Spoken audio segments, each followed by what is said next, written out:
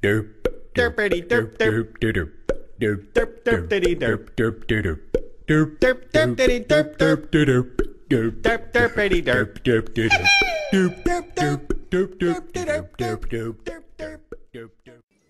Salut tout le monde, c'est le Docteur Tox et je suis en compagnie du Docteur Cécile. Salut Cécile. Salut Tox et salut tout le monde.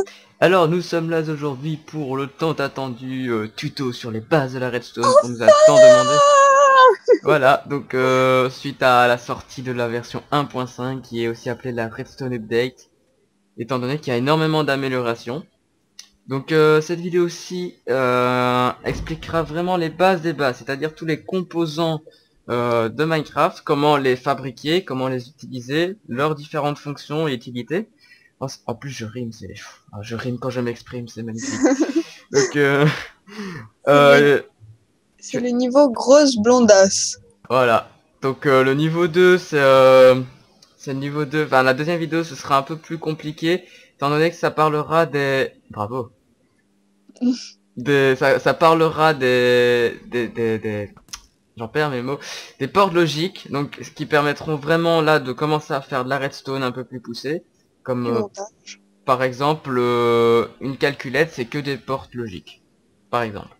Donc et il y aura une troisième vidéo qui portera sur les minecarts, puisque dans cette vidéo-ci, il n'y a absolument rien sur les minecarts.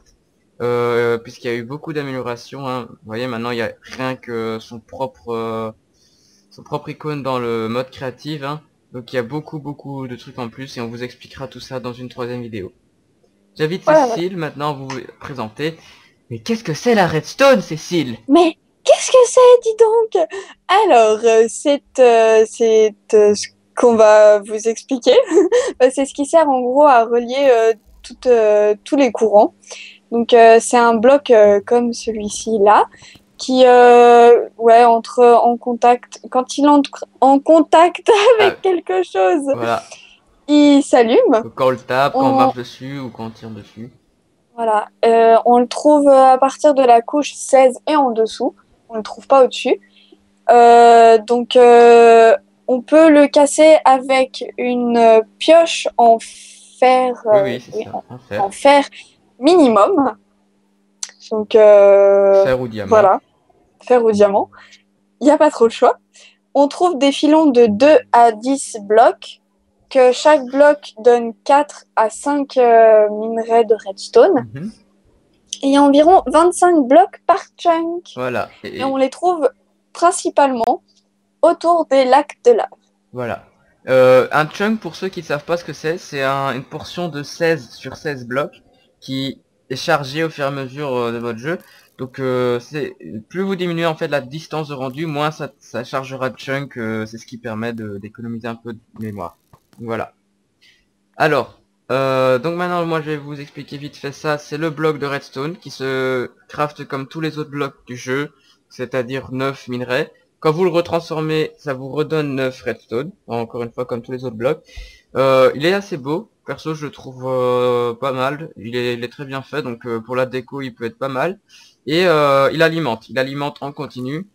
Vous allez voir que si je mets une torche dessus, voilà elle est éteinte, hein. Je spoil un peu la suite, mais...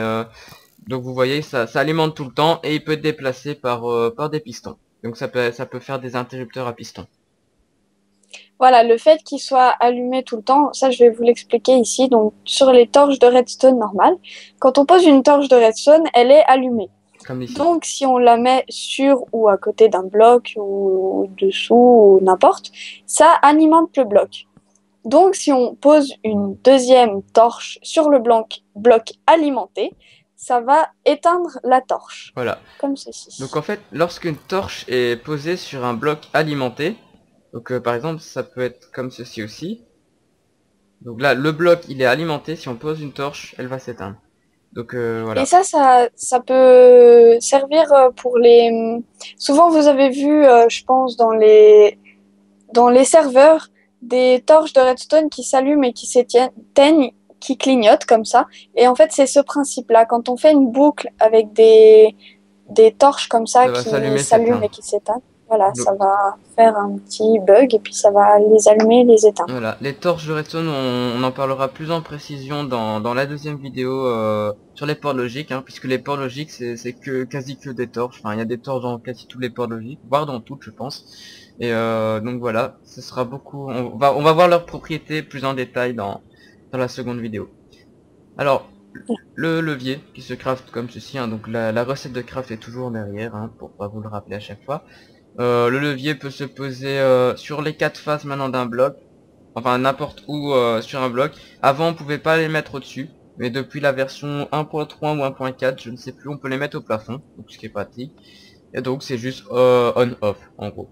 Et Voilà, et quand on pose un levier, il est directement éteint. voilà. Et une nouveauté aussi de la 1.5, c'est qu'avant le levier était posé aléatoirement. Maintenant il se met dans le sens où on regarde. Avant il fallait le casser et le remettre 2-3 fois avant d'avoir le sens souhaité. Alors, pourquoi ai-je un arc depuis le début de ma vidéo, me direz-vous? C'est pour les boutons, parce que, voyez-vous, ce bouton-là, je peux l'activer en appuyant dessus, like that, mais je peux pas l'activer en lançant une flèche dessus, alors que le bouton en bois, je peux l'activer donc en appuyant dessus, et aussi en lançant une flèche. Voilà, donc ce qui peut être assez pratique pour les systèmes par exemple, de tir à l'arc, pour faire un jeu. Voilà.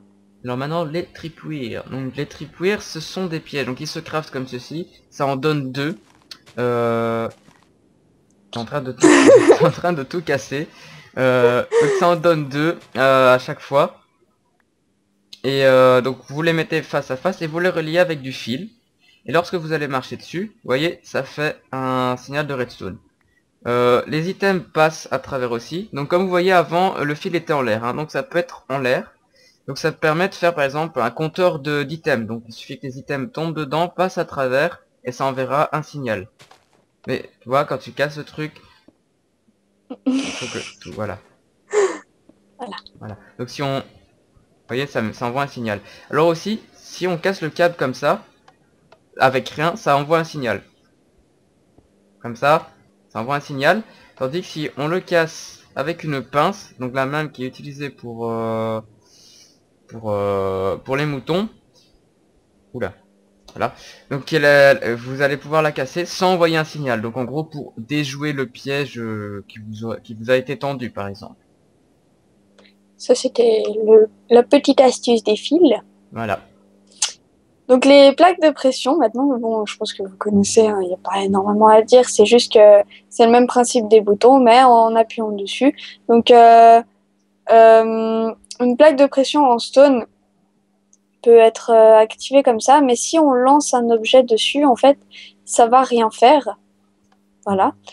Et donc une plaque de pression en bois, donc si on lance un objet dessus, voilà, ça va Moi l'activer. j'ai dit diamant, c'est mieux. Ou si on lance aussi une flèche, ça va l'activer. Ou si on se met dessus. Voilà. Donc c'est un peu plus simple. Enfin c'est plus large au niveau des utilisations. Et plus Voilà. facile à crafter aussi, puisque c'est juste 2 blocs de bois contrairement à l'autre où il faut 2 blocs de stone. Oui, oui, mais après, les mobs, eh ben, ils peuvent rentrer. Ah, bah avec la plaque en stone aussi. Ceci dit. Ah oui, bah oui, Alors, effectivement. ça donc c'est une des nouveautés de la 1.5. Donc c'est les plaques de pression en fer et en or. Alors elles sont très spéciales parce que déjà, si je marche dessus, il se passe absolument rien. Elles ne fonctionnent que s'il y a des items. Donc par exemple, voilà. Et vous pouvez voir, ça donne une très très faible impulsion. Parce que c'est des plaques qui, plus on va mettre d'items dessus, plus elles vont s'activer. Normalement, si je mets le stack entier, vous voyez, c'est beaucoup plus fort que si je mettais uniquement un bloc. Donc ça, c'est une nouvelle particularité. Celle-ci, il en faut beaucoup plus que sur celle-là. Celle-là, il me semble qu'elle envoie son impulsion max avec à peu près un stack. Tandis que l'autre, il faut plusieurs stacks pour envoyer une impulsion maximum. Donc l'impulsion maximum, c'est sur 15 blocs. Donc ça envoie sur 15 fils de redstone avant de s'éteindre. Comme une torche Puisque normale. maintenant dans la 1.5, l'impulsion, enfin la force du signal de redstone a énormément d'importance. Vous le verrez par la suite, notamment au niveau du comparateur. Voilà. Donc, alors, le détecteur de lumière du jour, ça, c'est une nouveauté. Miaou! C'est donc comme un panneau solaire en fait, sauf que ça alimente donc la redstone selon le jour. Et par exemple, quand le jour se couche, l'intensité du signal de redstone va diminuer peu à peu jusqu'à s'éteindre quand ça sera la nuit. Et idem, mais à l'envers quand le jour va se Voilà, lever. là on peut voir que c'est éteint. Et si on remet le jour, et bien voilà, ça réalimente. Alors ce petit bloc là que vous voyez au milieu, c'est du quartz. Donc le quartz se trouve dans le nether. Il ressemble à ceci, si je le... Voilà, il ressemble à ceci. Donc quand vous le cassez, ça vous donnera plusieurs quartz. Et donc c'est comme ça que vous pourrez... Oh, troll.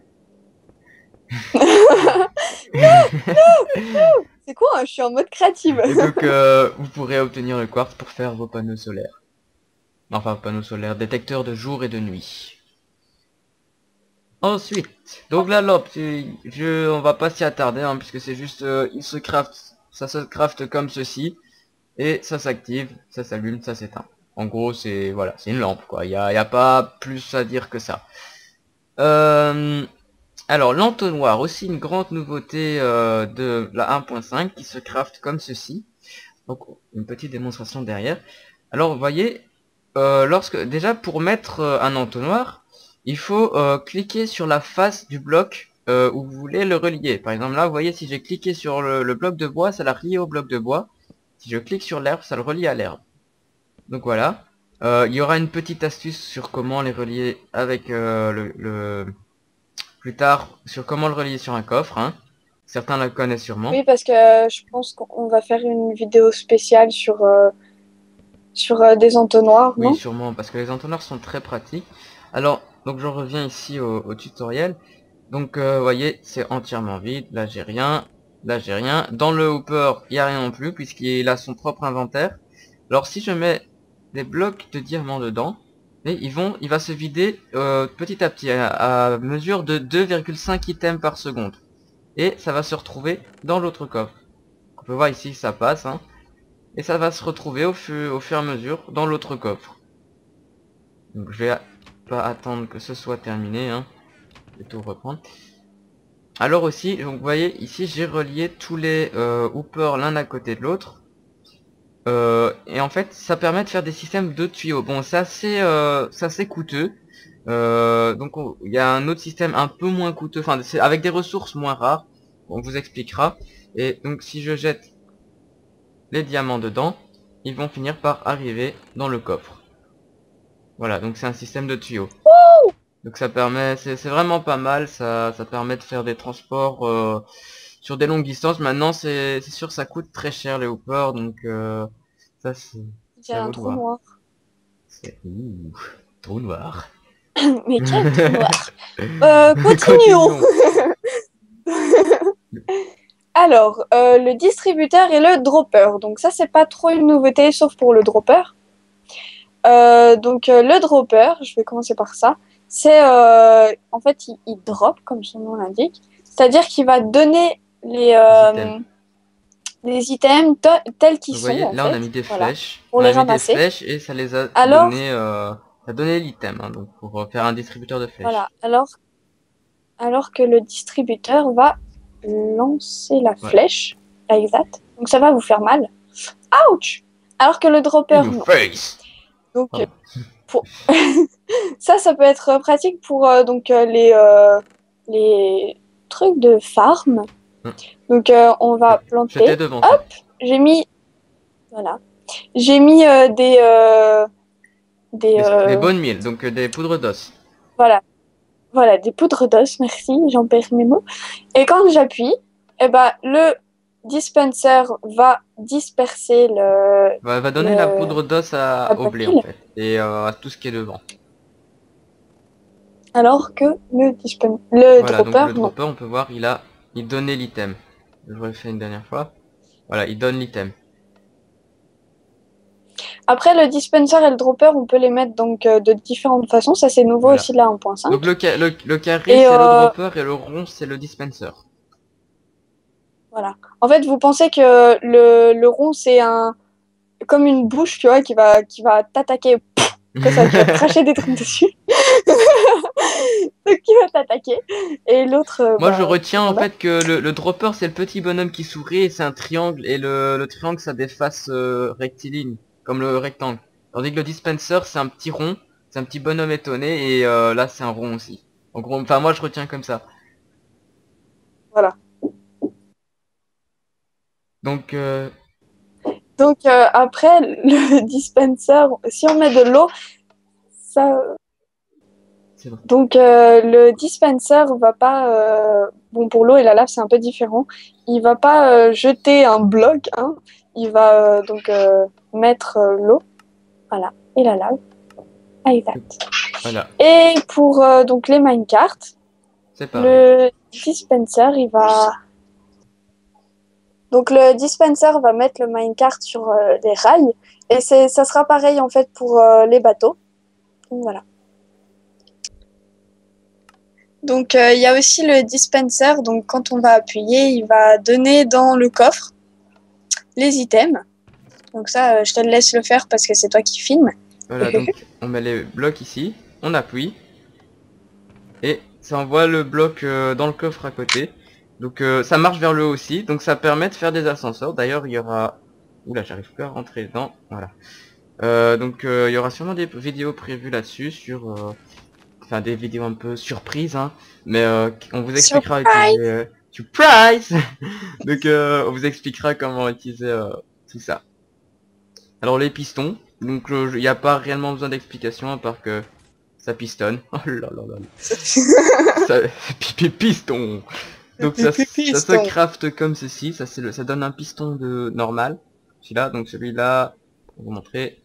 Tac, tac. Donc celui-là, il est collant puisqu'il y a du slime et donc ça va reprendre le bloc. Certains blocs ne peuvent pas être déplacés. Donc si vous faites un jour avec des pistons et que vous voyez qu'il y a un bloc qui dépasse, qui bouge pas, c'est tout à fait normal. Et donc pour crafter un piston collant, il suffit de mettre tout simplement un piston normal avec une slime ball au-dessus. Et oui, parce que les slimes, en fait, je sais pas si tu as déjà remarqué, quand ils sautillent comme ça, et ben ils collent au sol, on dirait des Ah oui, oui. chewing-gums, comme D'ailleurs on ça. Tout... entend...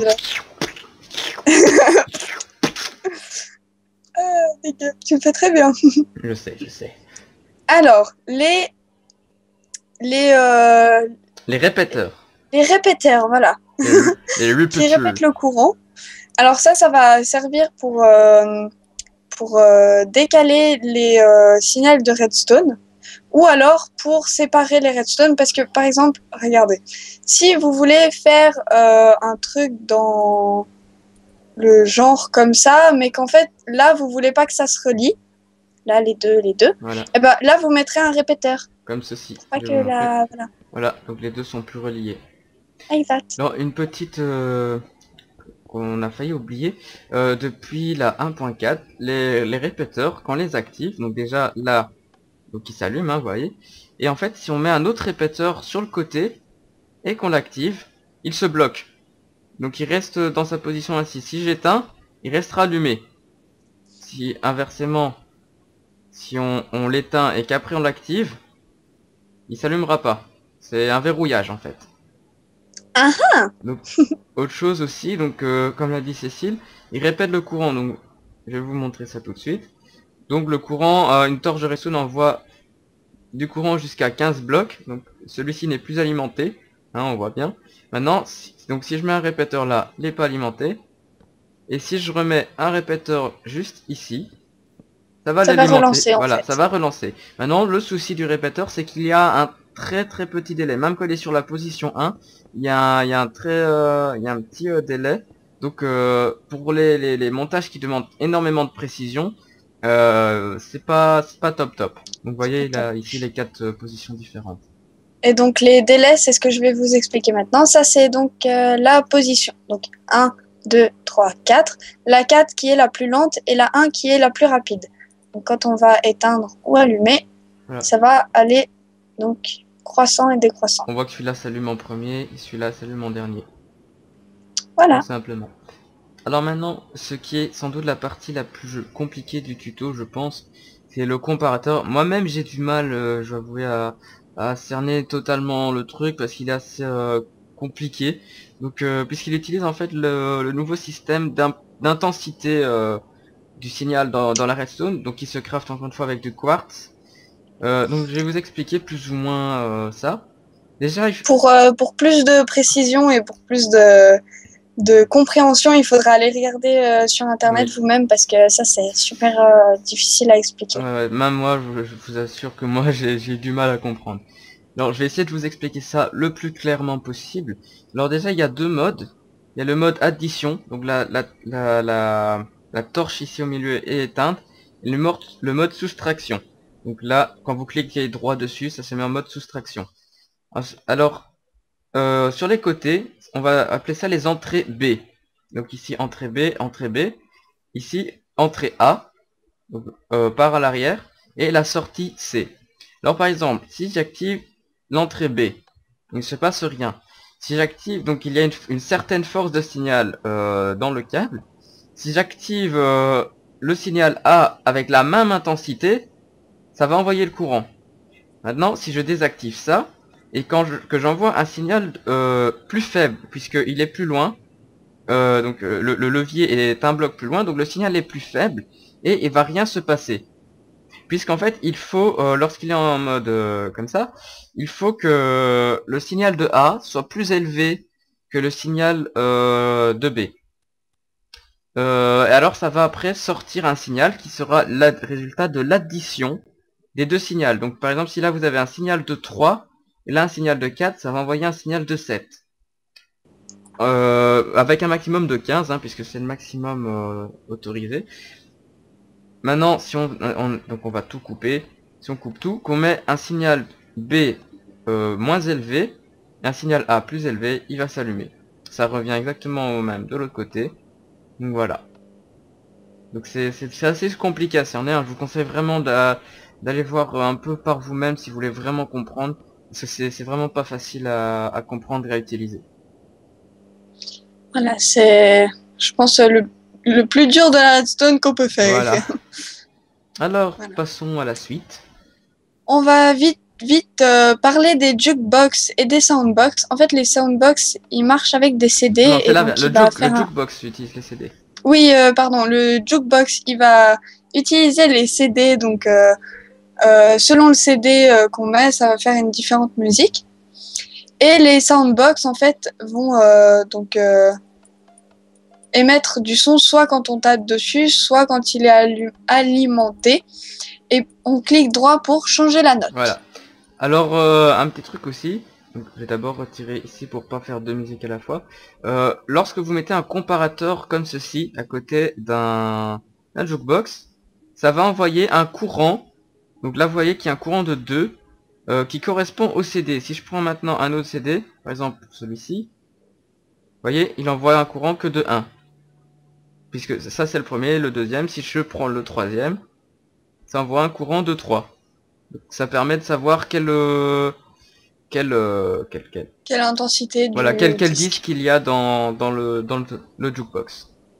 Alors maintenant, l'item préféré d'Ikikulol, la TNT. La TNT Qui s'active avec donc avec de la redstone ou un briquet. Normalement, on peut la désamorcer avec je vérifie parce que je tiens pas à dire de bêtises. Non, on peut pas la désamorcer. Alors c'est qu'on doit la casser. Mais je sais qu'il y a on peut la retirer qu'avec des pinces maintenant, je pense, ou quelque chose comme ça. J'avais entendu parler d'un désamorçage. Maintenant ça a vérifié, je sais même pas si c'est vrai en fait. Donc voilà, ça peut s'activer avec de la redstone. Et on vous confirmera dans le lien de dans la description, on vous mettra la précision pour désamorcer une TNT si c'est vrai voilà. ou pas.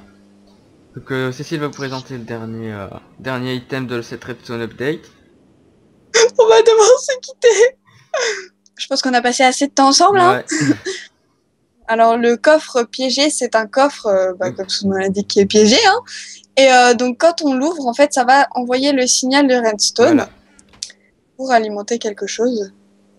Et puis voilà. Donc maintenant, vous faites ceci. Vous attendez que quelqu'un rentre dans votre coffre. Et on fait le gros Kikulol. et ça marche pas.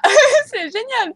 Ah oui, il faut encore une fois alimenter plus fort le courant. C'est ça va être assez compliqué parce que bon, maintenant il y a beaucoup de systèmes. Voilà, ça va faire boum. Et puisqu'il y a beaucoup de systèmes avec différentes intensités et tout, donc il faut faire bien attention à ça.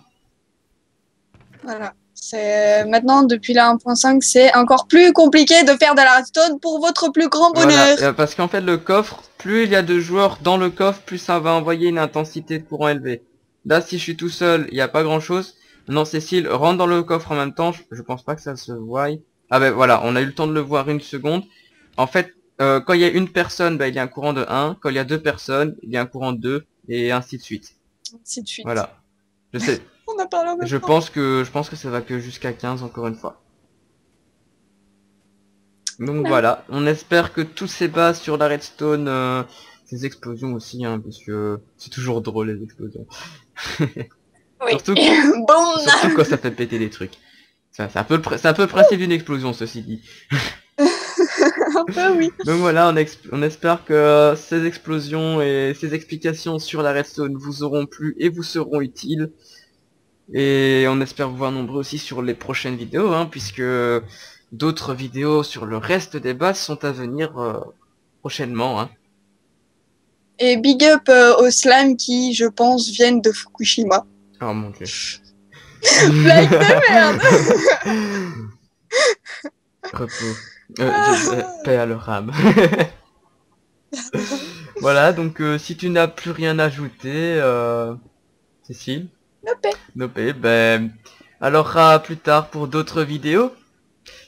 Ciao, Salut tout le monde.